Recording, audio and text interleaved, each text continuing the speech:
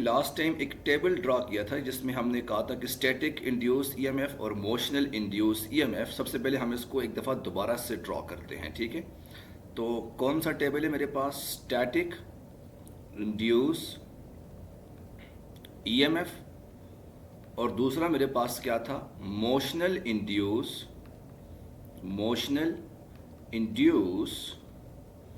EMF, ठीक है।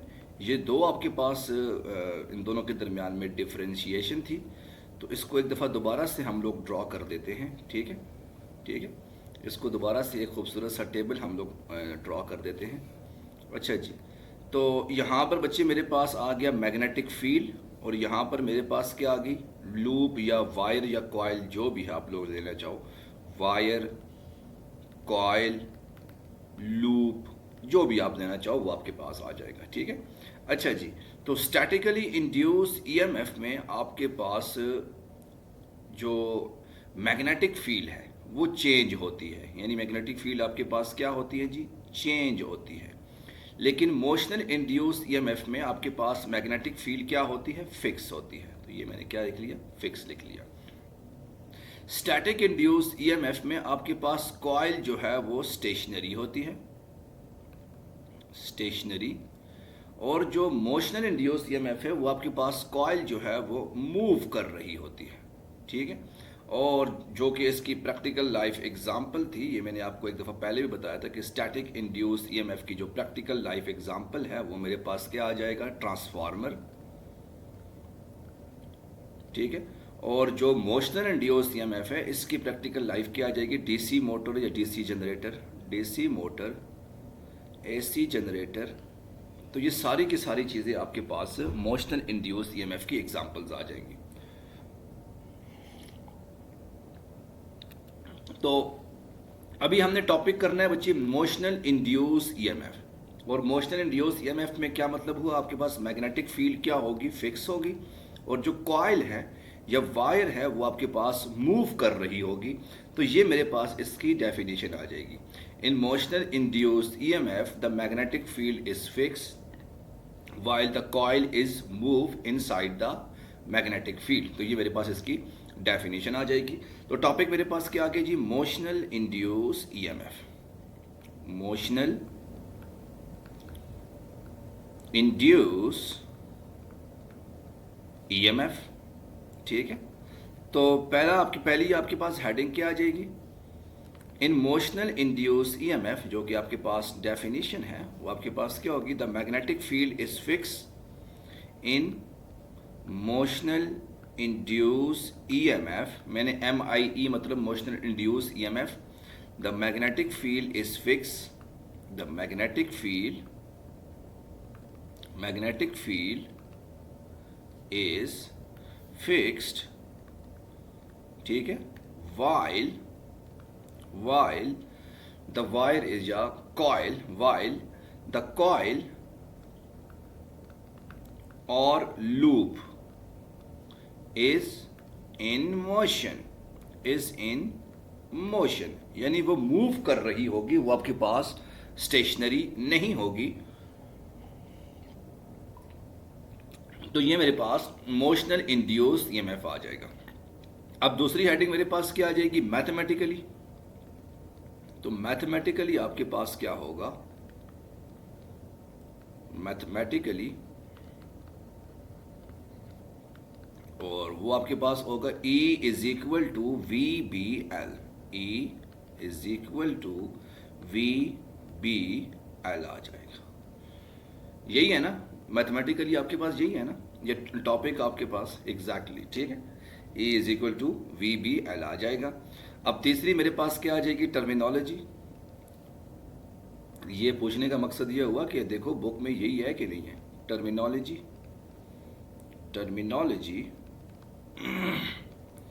तो टर्मिनोलॉजीज आपके पास क्या क्या होंगी? तो E मेरे पास आ गया EMF, E मेरे पास क्या आ जाएगा? वोल्टेज या EMF, वोल्टेज लिख लो, या EMF इलेक्ट्रोमोटिव फोर्स लिख लो। अच्छा, V मेरे पास क्या आ जाएगी? वेलोसिटी। B मेरे पास क्या आ जाएगा? Magnetic field.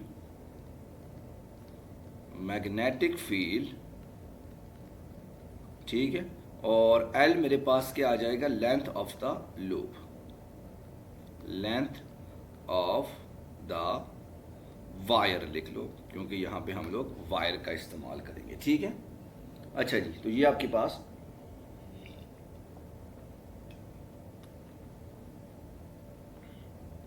टर्मिनोलॉजीज आ जाएंगी। आगे देखते हैं, आगे मेरे पास क्या आ जाएगा, आगे मेरे पास आ जाएगा अपरेटस, ठीक है। बल्कि इसके बाद जो हेडिंग होगी वो आपके पास होगी जी प्रिंसिपल, बल्कि छोड़ दो प्रिंसिपल को, बस अपरेटस लिख लो। अब आपके पास अपरेटस क्या होगा, तो हेडिंग नंबर 4 मेरे पास क्या आ गई, अपरेटस।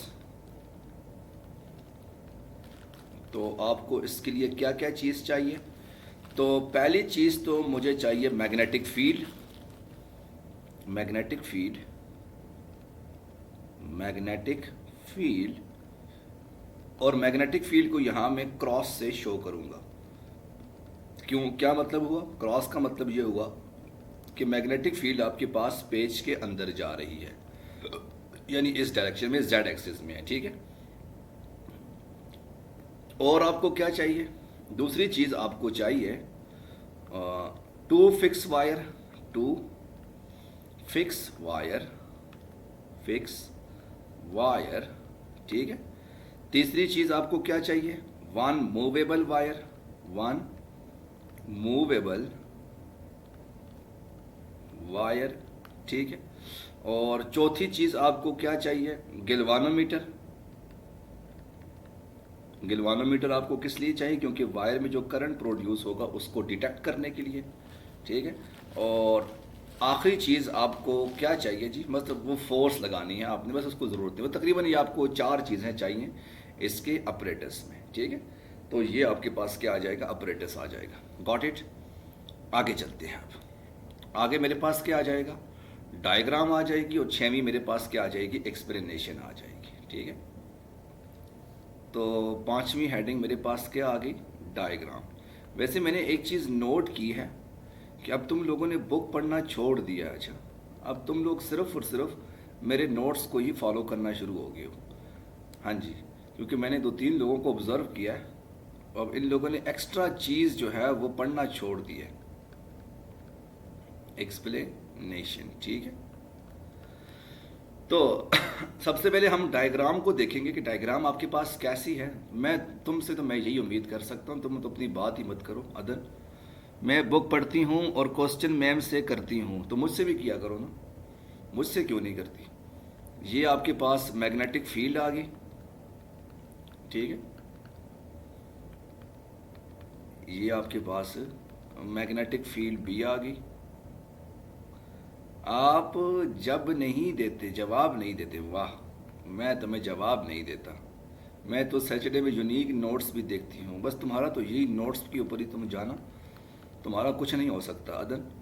तो ये आपके पास मैग्नेटिक फील्ड आ जाएगी, जिसको मैंने बी से डिनोट किया हुआ है। Consider we take a space, तो पॉइंट नंबर 1 क्या होगा, consider we take a space, हमने एक स्पेस लिया, वेयर, जहां पर magnetic field exist, magnetic field exist inside the space, inside the space. यानी आप इसको ये समझ लो कि आपके पास एक कमरा है, पूरा का पूरा बड़ा सा आपके पास कमरा है, और उस पूरे कमरे में आपके पास मैग्नेटिक फील्ड जो है वो एग्जिस्ट कर रही है, ठीक है। अच्छा जी, अब पॉइंट नंबर 2 आपके पास क्या होगा, आपने 2 फिक्स वायर्स दी, एक वायर, और ये मेरे पास क्या आ जाएगी, दूसरी वायर आ जाएगी, फिक्स वायर, जो कि आपने, और इस वायर को आपने क्या नाम दे दिया, ए, और बी आपने नाम दे दिया, जो कि आपने प्लेस्ड किया हुआ है, फिक्स किया हुआ है इनसाइड द मैग्नेटिक फील्ड। तो पॉइंट नंबर 2 क्या आ जाएगा, now we take 2 fix wires, 2 fix wires which is placed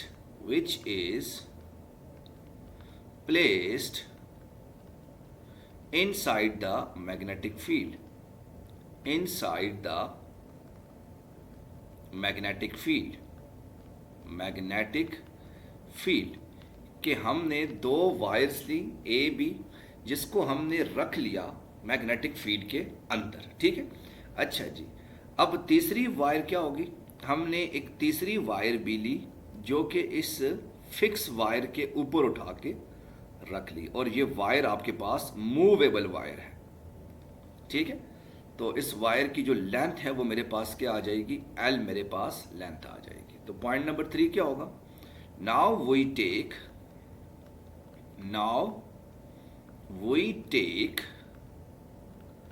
a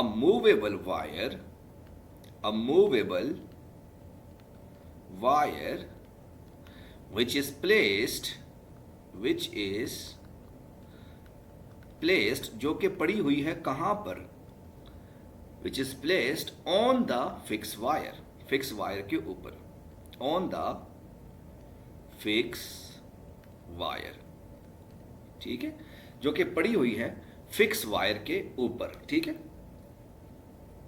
अब मैं क्या करता हूं, एक खास किस्म की फोर्स लगाता हूं, और फोर्स को लगाते ही मेरे पास इस वायर में जो है वो करंट प्रोड्यूस होना शुरू हो जाएगा, करंट आई मेरे पास बेसिकली प्रोड्यूस होना शुरू हो जाएगा।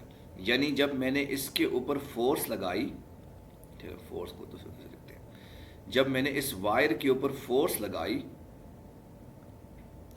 तो एज द रिजल्ट क्या हुआ, ये वायर मेरे पास मूव करेगी from point O to O prime, ये इसने वायर ने मूव किया from O to O prime and cover a distance delta X. इस वायर ने मूव किया from O to O point और इसने डिस्टेंस कवर किया डेल्टा एक्स, ठीक है। when the force is applied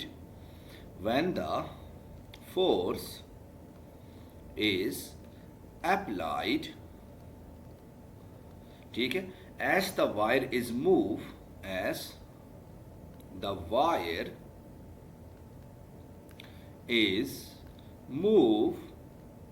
from point O to O prime and cover distance delta x ठीक है। तो इसने कोई डिस्टेंस कवर किया, वो डिस्टेंस आपके पास क्या होगा, डेल्टा एक्स आपके पास डिस्टेंस आ जाएगा, ठीक है। दोबारा से एक्सप्लेनेशन को देखते हैं कि आपके पास एक्सप्लेनेशन क्या थी, ठीक है। तो पहला पॉइंट क्या था, consider we take a space, हमने एक खाली जगह ली, where magnetic field exist inside the space, जहां पर मैग्नेटिक फील्ड आपके पास एग्जिस्ट करती है। अब next point, now we take 2 fix wires, हमने 2 फिक्स वायर्स ली which is placed inside the magnetic field, जिसको हमने मैग्नेटिक फील्ड के अंदर उठा के रख लिया। अब अगली चीज, now we take a movable wire, हमने एक मूवेबल वायर लिया which is placed on the fix wire, जो कि फिक्स वायर के ऊपर जो है वो उठाकर रख ली। अब आखिरी पॉइंट क्या होगा, when the force is applied, जब आपने फोर्स अप्लाइड किया, as the result the wire move from point O to O prime and cover a distance X आ जाएगा, ठीक है। अब आखिरी point, due to the motion of the wire, due to the motion of the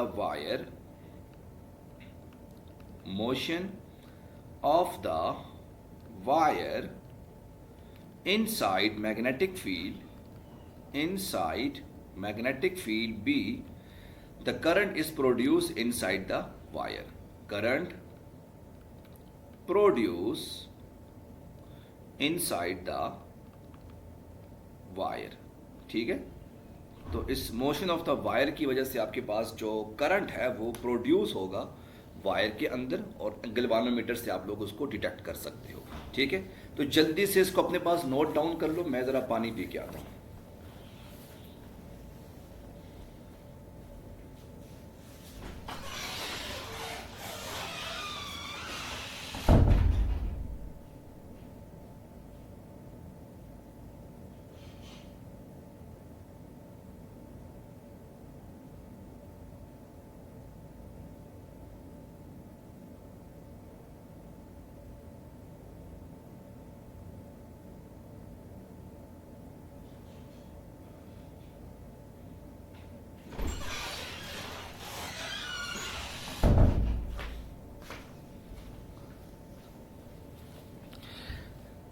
sir इसके advantages क्या हैं वो आगे देखेंगे। एडवांटेजेस क्लासरूम के अंदर मैं क्या करता हूँ ना, जब कॉलेज के अंदर मेरी क्लास होती है तो वहाँ पर कुछ निकम्मे किस्म के स्टूडेंट्स हैं ना, तो वो अब काम शाम करते नहीं हैं। तो जब भी मैं क्लास के अंदर जाता हूँ तो उनको मैं किसी न किसी काम पे लगा लेता हूँ। जा भाई तू पानी लेके आ, जा भाई तू चेयर लेके आ।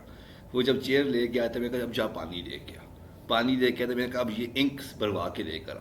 तो वो पूरा दिन मैं उनको इसी कामों में लगाता हूँ ताकि भाई बाकी क्लास जो है वो रिलैक्स होके बैठी रहे और बाकी बच्चे जो है वो पढ़ते रहें। अगर ये नून की क्लास रियल लाइफ में होती तो मैंने यहाँ पे दो लोग रखे हुए थे, एक अदन और दूसरी राहत। इन दोनों को मैंने यही काम करवाना था, जा भाई तू पानी लेकर आ, जा भाई तू चेयर लेकर आ, तू भाई छोड़ दे, तुमने ये काम नहीं करना। तो बाकी आराम सुकून से बच्चों को मैं काम करवाता। हाँ, निकम्मे लोग हैं ना ये। अच्छा जी, अब हेडिंग नंबर 7 आपके पास क्या हो जाएगी। मुझे नहीं याद कि पिछले 1.5 साल में राहत ने मुझसे कोई सवाल पूछा हो। एक दफ़ा इसने मुझसे सवाल पूछा था और वो भी मैथमेटिक्स का। कमाल की बात क्या है, मैथमेटिक्स का सवाल इसने मुझसे पूछा था कि कहती है सर ये मुझसे सवाल सॉल्व नहीं हो रहा तो मुझे ये सॉल्व करके देना। तो देखो मैंने फिर भी इसको सॉल्व करके दिया था। कमाल की बात है कि नहीं। अच्छा जी, हेडिंग नंबर 7 आपके पास क्या आ गई और वो कौन सी थी। अच्छा जी, प्रूव। प्रूव और सब्र करो ज़रा। तो प्रूव आपके पास क्या आ जाएगा, from Faraday's law of electromagnetic induction, from Faraday's law of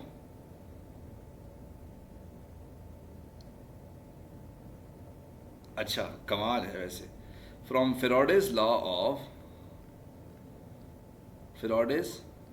of electromagnetic induction. वैसे तुम्हें तो कम से कम शर्म आनी चाहिए थी अगर मैंने तुमसे पूछ लिया कि भाई कोई मैथ का सवाल है तो मुझसे पूछो कि भाई अब सर को मैथ नहीं आती, वो सर फिजिक्स के हैं। लेकिन नहीं, इसने भी कहा कि सर ये सवाल है मुझे को करके दो। इलेक्ट्रोमैग्नेटिक इंडक्शन,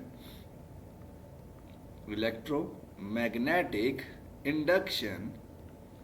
और कमाल की बात यह कि इसने मैथ की गाइड भी रखी और मैथ के क्वेश्चंस को रटे लगा रही थी। ये चेक नहीं कर रही थी, ये मैथ के क्वेश्चंस को रटे लगा रही थी ये। हाँ जी, तो आपके पास फैराडेज लॉ क्या कहते हैं जी, E is equal to delta phi divided by delta T. Here phi is the magnetic flux and E is the EMF। और आपको ये पता है कि फाई आपके पास किसके इक्वल होता है, B A के इक्वल होता है। और यहाँ पर मेरे पास एरिया किसके इक्वल होगा, एरिया मेरे पास इक्वल होगा length multiply by delta x, क्योंकि डेल्टा एक्स मेरे पास विड्थ आ जाएगी। वैल्यूज पुट करो तो मेरे पास फाई की ई की वैल्यू क्या बन जाएगी, E is equal to phi की जगह पर क्या आ जाएगा, बी, ए की जगह पर क्या आ जाएगा, L delta X divided by delta T. और शायद आप लोगों को ये याद हो, the rate of change of displacement is called velocity होता है। तो यहाँ से मेरे पास फाइनल इक्वेशन आ जाएगी और वो क्या होगी, E is equal to B L V, जो कि बन जाएगी E is equal to V B L आ जाएगा। ठीक है, तो ये मेरे पास इसकी फाइनल इक्वेशन आ जाएगी। अब आखिर में हम लोग जो है इसका फ्लो चार्ट बनाते हैं। फ्लो चार्ट आपके पास क्या बनेगा, मोशनल EMF, 8वीं हेडिंग मेरे पास क्या आ जाएगी फ्लो चार्ट की। और फ्लो चार्ट कैसे बनेगा, फ्लो चार्ट यही है ना, मोशनल इंड्यूस EMF। फ्लो ये खुद ही प्रिंसिपल है। फ्लो चार्ट आपके पास कैसे होगा, सेंटर में मेरे पास क्या होगा जी, बताता हूँ, 2 मिनट वेट करोगे, 2 मिनट ज़रा वेट करोगे। तो सेंटर में मेरे पास क्या आ जाएगा, मोशनल इंड्यूस EMF। तो थोड़ा खूबसूरत करके बनाते हैं, मोशनल इंड्यूस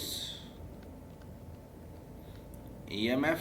ठीक है, अब अगली चीज़ मेरे पास, पहली चीज़ क्या आ जाएगी, इसकी डेफिनीशन। तो डेफिनीशन आपके पास क्या होगी, ठीक है। तो डेफिनीशन आपके पास क्या होगी, when the wire move in a fixed magnetic field, the EMF will produce inside the wire. When wire move in fixed magnetic field, fixed magnetic field को मैं B से लिखता हूँ, EMF produce inside wire, ठीक है। तो जब भी आपके पास वायर किसी फिक्स मैग्नेटिक फील्ड में मूव करेगी तो आपके पास ईएमएफ जो है वो प्रोड्यूस हो जाएगा उस वायर के अंदर, ठीक है। अब दूसरी हेडिंग आपके पास क्या आ जाएगी, मैथमेटिकली। तो दूसरी हेडिंग मेरे पास क्या आ जाएगी, मैथमेटिकली। तो मैथमेटिकली आपके पास क्या होगा, इसको भी हम देख लेते हैं। E is equal to V B L आ जाएगा, ठीक है, ये आ जाएगा। अब तीसरी हेडिंग मेरे पास क्या आ जाएगी, डायग्राम की। तो ज़रा मैं डायग्राम ड्रॉ करता हूँ। तो इसकी डायग्राम कैसे होगी, डायग्राम, ठीक है। तो सबसे पहले हमने मैग्नेटिक फील्ड ड्रॉ किया। ये मेरे पास मैग्नेटिक फील्ड आ गई ग्रीन कलर की, ठीक है। और इसके अंदर मैंने किसी दो फिक्स वायर्स उठा के रख ली।